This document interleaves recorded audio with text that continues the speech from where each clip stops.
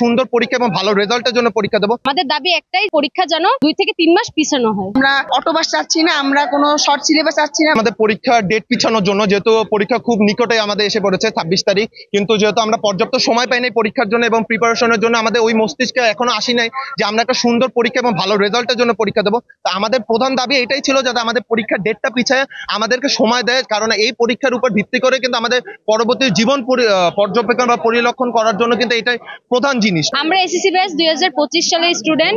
আমাদের আমরা পরীক্ষা ঠিকমতো দিতে পারবো না, কারণ এখন ডেঙ্গু, করোনা ইত্যাদির পরিমাণ অনেক বেড়ে গেছে।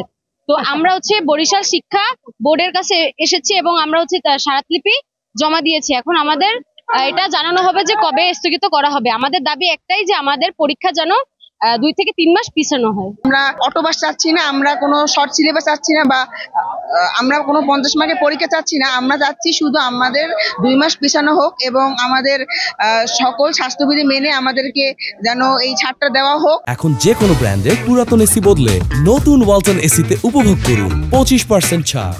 সারা বাংলাদেশে যত শিক্ষার্থীরা অবস্থান করছে শিক্ষা বোর্ডের সামনে, তারপর শাহবাগে, ঢাকা সচিবালয়ের সামনে, তাদের 3টি দাবি। তাদের দাবি হলো, প্রথম দাবি পরীক্ষা পিছিয়ে নেওয়া, তারপরে আমাদের 3টি যে জারি করেছে 33টি দাবি যে দিয়েছে নতুন নিয়ম, ওইটা আমাদেরকে উঠিয়ে নেওয়া। কারণ 27 সাল তারা নতুন কার্যক্রম বলেছে যে 27 সালে করবে, কিন্তু তার আগেই আমাদের এইচএসসি 2025 ব্যাচের পরীক্ষার 1 মাস আগে কিভাবে 33টি নতুন নিয়ম একটা স্টুডেন্ট তারা মানসিকভাবে এটা অ্যাডজাস্ট করতে পারে।